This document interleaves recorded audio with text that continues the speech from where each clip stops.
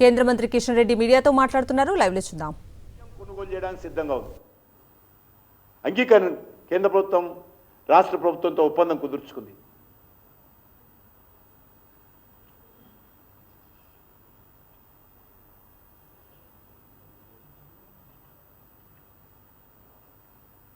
ఈరోజు కేంద్ర ప్రభుత్వము ధాన్యం కొనుగోలు విషయంలో మార్కెట్ యార్డు నుంచి బస్తా ఎత్తే వరకు, మార్కెట్ యార్డుకి సంబంధించినటువంటి బస్తా ఇచ్చే వరకు, బస్తాకు కుట్టడానికి కావాల్సినటువంటి దారం నూగుపొడి నుంచి కూడా ప్రతి కూలీ ట్రాన్స్పోర్ట్ కూడా ఎఫ్సిఐ చేరే వరకు అయ్యే ప్రతి ఖర్చు, రాష్ట్ర ప్రభుత్వం చెల్లించేటువంటి ప్రతి న్యాయ పైసకు వడ్డీ,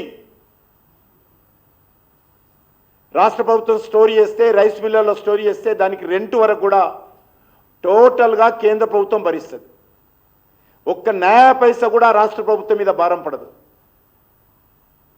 సివిల్ సప్లై ఆఫీసర్స్ పనిచేస్తున్నందుకు, ఈ కొనుగోలు కేంద్రంలో సమన్వయం చేస్తున్నందుకు వాళ్ళకు కూడా కమిషన్ ఇస్తుంది కేంద్ర ప్రభుత్వం.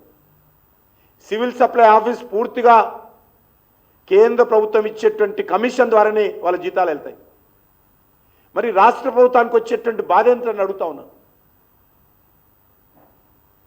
నరేంద్ర మోడీ గారు ప్రభుత్వం పూర్తిగా మీకు తెలుసు, బాయిల్ రైస్ విషయంలో ఎంత కూడా జరిగిందో. ఢిల్లీకి వచ్చి టీఆర్ఎస్ నాయకులు ఏపీ భవన్లో ధర్నాలు చేశారు. బాయిల్ రైస్ కొనాలి కొనాలి కొనాలి. చివరికి కూడా వాళ్ళు కూడా బాయిల్ రైస్ కొంటామన్న తర్వాత కూడా సకాలంలో బాయిల్ రైస్ వాళ్ళు కూడా ఇవ్వలేకపోయారు. దీనికి కారణము రైస్ మిల్లర్స్తో ఈ ప్రభుత్వము సక్రమంగా వ్యవహరించి చట్టబద్ధంగా నియమబద్ధంగా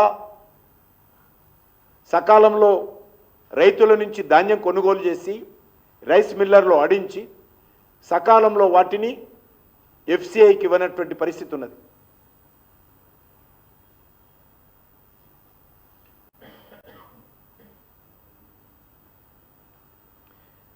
అంతకుముందు మనకు తెలుసు,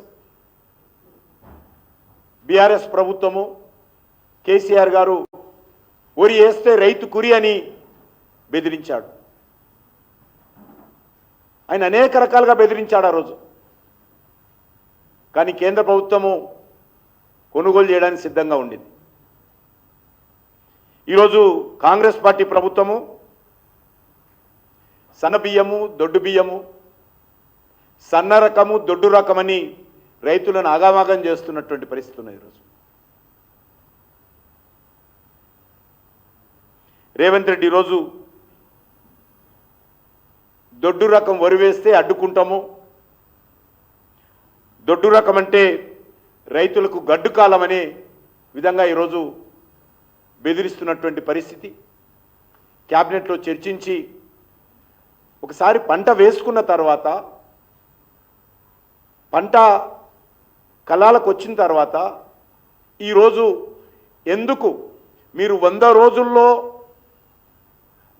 రోజుల్లో బోనస్ ఇస్తామని ప్రకటించి ఇప్పుడు కళ్ళాలలో మార్కెట్ యార్డ్లో ఉన్నటువంటి ధాన్యం మీద ఎందుకు బోనస్ చెల్లించడం లేదో రేవంత్ రెడ్డికి చిత్తశుద్ధి ఉంటే, రాహుల్ గాంధీకి చిత్తశుద్ధి ఉంటే, కాంగ్రెస్ పార్టీకి చిత్తశుద్ధి ఉంటే, మీరు ఇచ్చినటువంటి గ్యారంటీల మీదకి నమ్మకం ఉంటే, మీ గ్యారంటీలు నిజంగా గారెడీలు కాకపోతే, తెలంగాణ ప్రజల ఓట్ల మీద పవిత్రత మీకు అనిపిస్తే ఎందుకు ఈరోజు మీరు 100 రోజుల్లో ఇస్తానన్నటువంటి వరి ధాన్యం మీద 500 బోనస్ ఇప్పుడు అమలు చేయడం లేదో కాంగ్రెస్ పార్టీ ప్రభుత్వం చెప్పాలి.